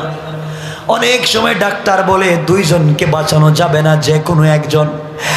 মা ডাক্তারের কানে কানে বলে ডাক্তার জীবনে অনেক দিন পৃথিবীতে বেঁচেছি, বসবাস করেছি, আমার বাঁচার ইচ্ছা নাই, তুমি প্রয়োজন বোধে আমাকে মেরে ফেলো, এরপরে হলেও আমার সন্তানটাকে সহি সালামতে দুনিয়ায় নিয়ে আসো। মা ছোট্ট ছোট্ট বাচ্চাদের গলা জড়ায় কান্না করে বলে বাবা মরে গেলে মাফ করে দিবে। কোনদিন মা বলতে পারবে না।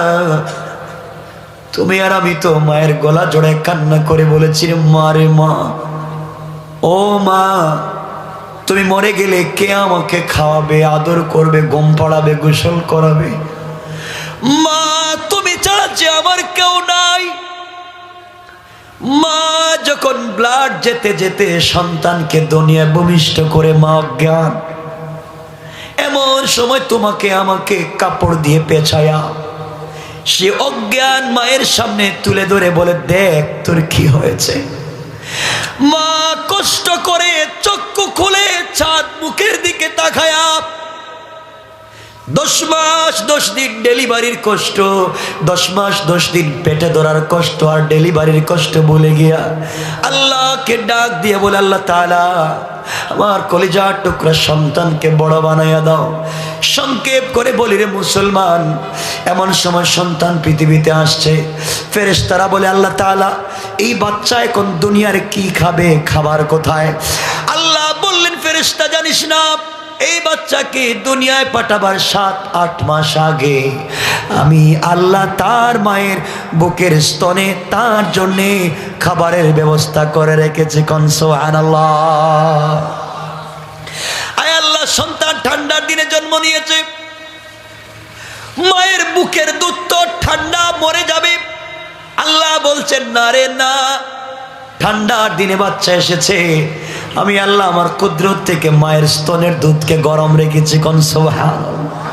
রবকে চিনো। এরপরে ফেরেশতারা বলছে আল্লাহ তাআলা মায়ের স্তনের বুটা ধরে বাচ্চা যদি ঠোঁট লাগাইয়া টান দেয়, বেশি দুধ চলে যাবে, গলা আটকে তো মরে যাবে। কেমনে কি? আল্লাহ বলেন ফেরেশতা জানিস না, আমি আল্লাহকে চিনতে পারলি না? শুন ফেরেশতা, আমি আল্লাহ জানি ওই বাচ্চা টান দিলে গলা ধরে যাবে, এই জন্যে আমি আল্লাহ আমার কুদরত থেকে মায়ের স্তনের বোটায় 32টা ছিদ্র করে রেখে দিয়েছি। সুবহানাল্লাহ, জোরে আওয়াজ করে পড়েন। রব তার নাম। এরপর আল্লাহ বলেন সন্তান বড় হইল। সংক্ষেপ, কষ্ট হচ্ছে আপনাদের? 11:30, আমি লম্বা করব না আপনাদের জন্য। আমার বন্ধুগণ, সন্তান বড় হচ্ছে, এবার সন্তানের মা, কেউ বলে খুলে নে আমাকে আম্মু বল, বাবা বলে আমাকে আব্বু বলে ডাক দে, দাদা বলে আমাকে দাদু বল।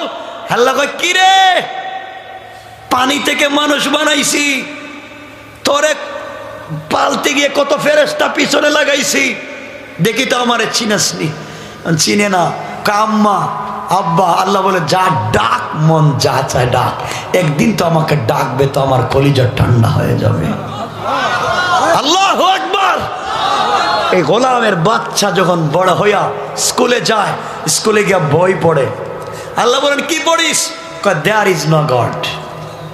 আল্লাহ বলতে কিচ্ছু নাই। আল্লাহ কই নিমক হারাম।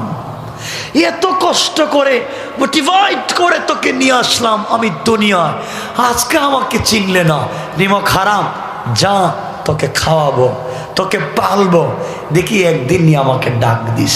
আমার নাম তো আজিজুল গফফার, আমি তোকে মাফ করার ওয়াদা দিলাম, ওয়াদা। সুবহানাল্লাহ বলেন না, বলেন না সুবহানাল্লাহ। শোনো তাইলে আল্লাহর পরিচয় দিয়ে শেষ করে দিব।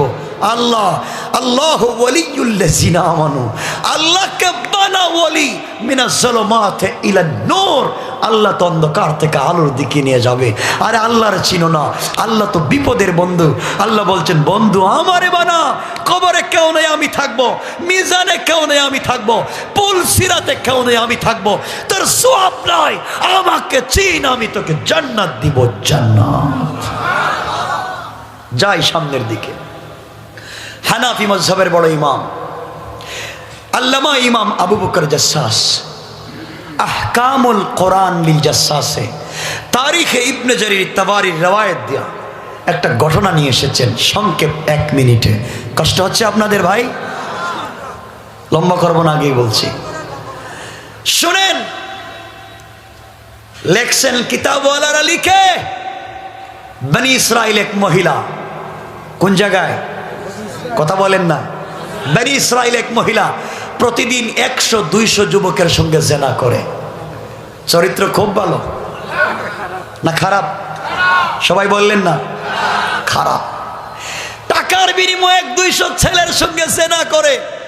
টাকার বিনিময়ে যে কারো সামনে কাপড় খুলতে তার লজ্জা নয়। এই মেয়েটা একদিন রাত্রবেলা জেনা করে, সকালবেলা চলে যাচ্ছে তার বাড়িতে, যার কাপড় খুলতে লজ্জা নয়, 100-200 ছেলের সঙ্গে জেনা করে। রাস্তায় যাওয়ার পরে দেখে আল্লাহর একটা নাপাক সৃষ্টি কুকুর, কুত্তা রাস্তায় বৈশাখ কাঁদতেছে, জিহ্বা বের করে পানি পায় না, কূপের নিচে পানি। মেয়েটা চিন্তা করে কত যুবকের সামনে টাকার বিনিময়ে তো জামা কাপড় খুললাম, চরিত্র নষ্ট করলাম টাকার বিনিময়, আজকে আল্লাহর একটা কুত্তা সৃষ্টি পানি পান করতে পারে না, যুবকদের জন্য চরিত্র নষ্ট করলাম, কাপড় খুলে, কুকুরের জন্য আজকে ওড়না খুলে মানবতা দেখাই। মেয়েটা টান দিয়ে উড়না খুলেছে, জুতায় বেঁধে কূপে ছেড়ে দিয়েছে। এক জুতা পানি এনে খাওয়াইয়া দিয়েছে কুকুররে। কুকুর পানি পান করে আসমানের দিকে তাকায় আছে।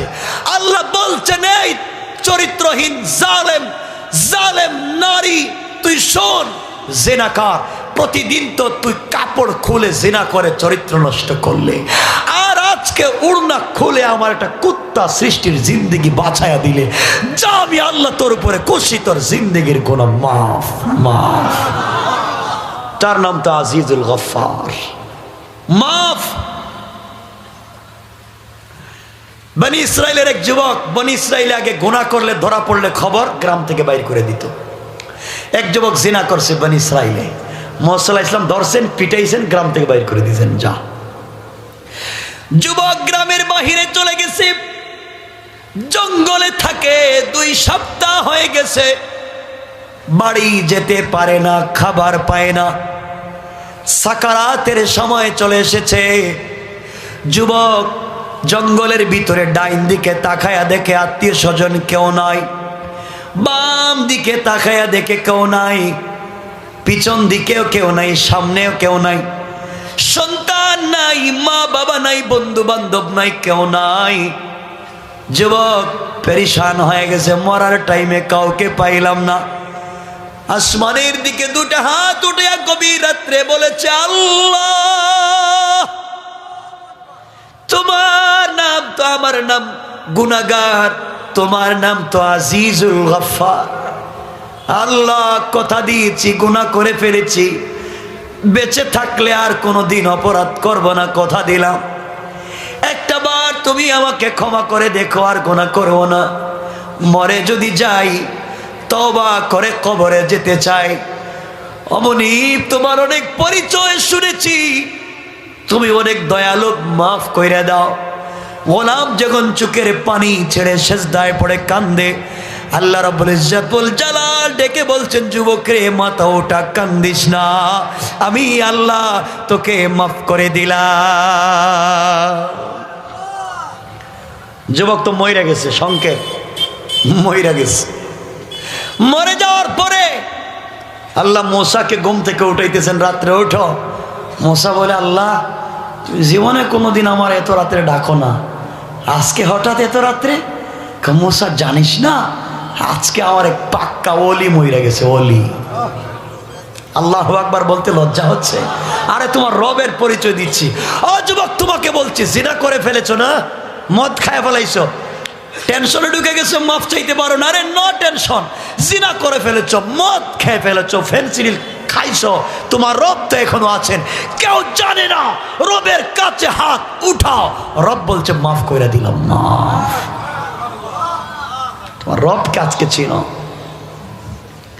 বলছিলাম 2টা পরিচয় দিবে রবের, একজন বন্ধুর আর এক নেতার। বন্ধুর পরিচয় দিচ্ছি, নেতার পরিচয়ের সময় আর থাকলো না। আমার বন্ধুগণ শোনো, আল্লাহ বলছেন, মুসা উঠো, আমার বন্ধু মরে গেছে। আল্লাহ, কেমন বন্ধু? অনেক বড় বন্ধু রে মুসা, মরছে তো মরছে, জান্নাত নিয়ে মরছে। সুবহানাল্লাহ বললেন। আল্লাহ কই? দেখতে পারি? অবশ্যই দেখবা, জঙ্গলে যাও, আমার বন্ধুর জানাজার কাফন দাফনের ব্যবস্থা করো। মুসা বলে, আল্লাহ, তুমি তো চিনো আমারে, আমি বনি ইসরাইলের নবী। বনি ইসরাইল বাকিতে বিশ্বাস করে না, যা পায় নগদ। আগে তুমি বলো, তোমার এই বন্ধুর জানাজায় গেলে লাভ কি? নগদ দাও, নগদ। সুবহানাল্লাহ বলবেন না? আল্লাহ জোশে উঠে গেছেন, বলছেন, মুসা যাও, যারা আমার বন্ধুর জানাজায় হাজির সবগুলারে মাফ মাফ। মুসা তো বনি ইসরাইলে উঠেছেন, ওঠো, যাও জানাজায়, মাফ। পাগলের মতো বনি ইসরাইল উঠছে, গেছে তো জানাজায়। ওখানে জঙ্গলে গিয়া দেখে, বা ওর তো জেনাকার যুবক, গ্রাম থেকে 2 সপ্তাহে বাইর করে দিছে। কা মুসা, আর কত দুষ্টামি করবা, আর কত আমাদেরকে এইভাবে ঘুরাইবা? ময়দানে তিহে জিন্দেগি কাটাইয়া ঘুরাইছো, আবার এখনো ঘুরাইতেছো। এই যুবকটারে মাইরা পিটাইয়া গ্রাম থেকে 2 সপ্তাহে বাইর করে দিলাম, আর তুমি বলছো যুবকটা নাকি আল্লাহর বন্ধু। তোমার এই পাগলামি বন্ধ করো, নাইলে গেলাম। মুসা তো চোখের পানি ছাড়া দিছেন। আল্লাহ, তুমি না আমাকে এত লজ্জা দাও, আর ভাল লাগে না। আল্লাহ বলছেন, মুসা, জানিস না, যুবক তোমাদের কাছে জিনাকার, গোলাম। তো জানিস ও হচ্ছে বান্দা আর আমি হচ্ছে মাবুদে মেহেরবান। গোলাম গভীর রাত্রে তওবা করছে তো করছে, তওবা করতে করতে বান্দার থাকে নাই, বন্ধু হয়ে গেছে, বন্ধু বন্ধু মাফ। তার নাম রব, চিনলা না সেই রবকে। শোনো, এই জন্য বন্ধুত্ব করবা কার সাথে? সবাই বলেন। তাহলে এক মিনিটে বন্ধুর পরিচয় সংক্ষেপ করে দিলাম। এক দেশে এক জমিদার ছিল, জমিদারের এক ছেলে ছিল শাহজাদা। শাহজাদা বিয়ে করছে সুন্দর একটা মেয়ে। জমিদারের ছেলের বউ রাস্তা দিয়ে হাঁটতেছে, সুন্দর ডিজাইন করা কাপড় পরে, আরেক ছেঁড়া কাপড় পরে, ছেঁড়া কাপড়, ছেঁড়া লুঙ্গি, ছেঁড়া জুতা, উস্কো কুস্কো চুল, একটা ভিখারি ভিক্ষুক বৃদ্ধ লোক কাদামাটির রাস্তা দিয়ে হাঁটতেছে আল্লাহর নামের জিকির কইরা। সুবহানাল্লাহ। হাঁটতে হাঁটতে রাস্তায় পিচ্ছিল রাস্তা পড়ে গেছে, কাদামাটি গিয়া পড়ছে শাহজাদার বউর শরীরে। স্ত্রী তো তেলে বেগুনে জ্বলে উঠছে, কেউ নাই, আমাকে ভালোবাসার কেউ নাই, আমার স্বামী কোথায়? এক ভিক্ষুকের পায়ের নাপাক মাটি আর কাদা আমার বডিতে লাইগা গেল, কেউ নাই আমাকে দেখবার। এই কথা শুই না তার স্বামী ঘর থেকে বাইরে আসছে। স্ত্রীর পাগল যুবক ঘর থেকে বের হয়ে আইসা হাত লাগায়া আচ্ছা মতো চোরার থাপ্পড় লাগাই দিছে ভিখারিকে। তুই কেমনে আমার স্ত্রীর শরীরে কাদামাটি লাগাই দিলে? ভিখারি মায়ের খায়া দুইটা হাত উপর দিকে উঠাই দিছে। আরে আল্লাহ বলেন না আল্লাহু আকবার। বলছে আল্লাহ এই মেয়েটাকে তার স্বামী ভালোবাসে, ভালোবাসার প্রতিদান দিতে আমাকে আইসা মারলো। তাকে সে ভালোবাসে, ডাক দিতেই হাজির হয়ে গেছে, আমাকে মারছে। তুমিও নাকি আমাকে ভালোবাসো? আমি আজকে তোমার ভালোবাসার প্রতিদান দেখতে চাই। আল্লাহ তুমিও নাকি আমাকে ভালোবাসো? তোমার ভালোবাসার প্রতিদানটা দেখাও। বলতে দেরি শাহজাদা ঠাস করে মাটিতে পড়ে মরে গেছে। বাদশাহ আসছে, কি রে আমার ছেলে মরে গেল কেন? পাগল বলতেছে, জানিস না বাদশাহ, তোমার ছেলের বউর শরীরে কাদা লাগা গেছে। ডাক দিছে, পাগল হইয়া স্বামী আইসা আমারে মারছে, ভালোবাসার প্রতিদান দিছে। তার স্বামী আমাকেও আমার বন্ধু ভালোবাসে, আমিও তার কাছে ডাক দিয়ে বইলা দিছি, এমন ভালোবাসা দিছে তোমার ছেলেকে যে জীবন দিয়েছিল ভালোবাসার প্রতিদান দিতে, এই জীবনটা ফিরাইয়া নিয়ে গেছে। আল্লাহু আকবার বলেন। দেওয়া জীবনটা ফিরাইয়া নিয়ে গেছে। তার নাম তো আল্লাহ। এই জন্য আল্লাহ আফসোস করে বলেন, ইয়া আইয়ুহাল ইনসান মা গাররাকা বিরাব্বিকাল কারীম। গোলাম তোর কি হয়েছে? তুই কেমনে আমি আল্লাহকে ভুলে গেলে? আল্লাযী খালাকাকা, বানাইছি তোকে আমি, তুই আমাকে ভুলে যাইস না। এই জন্য চলার পথে সেই মুনিবকে ভুলে যাব না। কথা বলেন ইনশাআল্লাহ বলেন। আর সামনের দিকে যেতে চাই না। আমার বন্ধুগণ, আমার শেষ মেসেজ, এতক্ষণ পর্যন্ত শুধু বন্ধুর পরিচয় দিয়েছি আল্লাহর।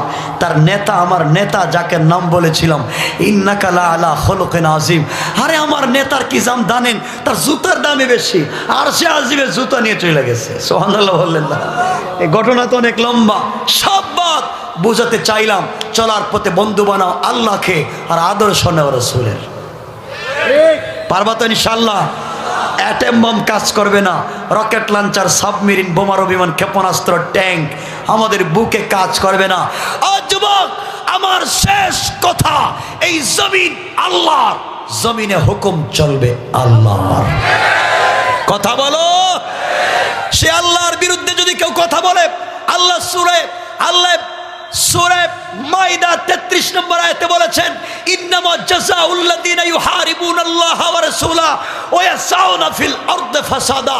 যারা আল্লাহকে গালি দেয়, যারা রাসূলকে গালি দেয়, যারা সমাজে ফিতনা লাগায়, তাদের এক নম্বর শাস্তি আইয়ুকাত্তালু, ব্রাশ ফায়ার। সুতরাং যারা এই সমাজে আল্লাহ এবং তার রাসূলকে গালি দিবে, যুবক আমরা বাইচে থাকবো আর রাসূলকে গালি দিবে না, ঠিক না? কারণ আমরা তো জিহাদ জিহাদ জিহাদ চাই। জিহাদ শুরু হইলে টেলিফোন বন্ধ করে বাসায় ঘুমাইয়ে যাই, ঠিক না? মায়ের খাইব শুধু হুজুররা। শেষ কথা যুবক, তোমাদেরকে মেসেজ দিয়ে যাচ্ছি, আগামী 50 বছর কি হবে জানি না।